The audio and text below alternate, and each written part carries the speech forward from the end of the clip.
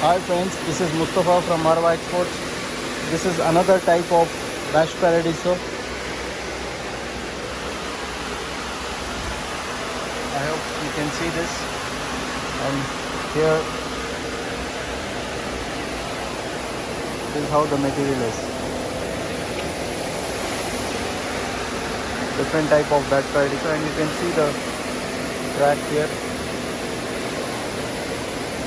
This is some problem in the slab. The crack. This is not a crack, but here it is increased.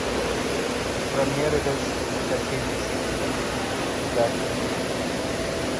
So our inspection will be from here.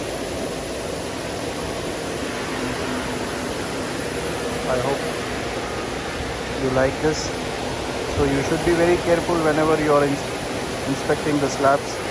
Even if there is black line like this, crack can generate from here. So you should be very careful when you do inspection and when you buy this kind of material.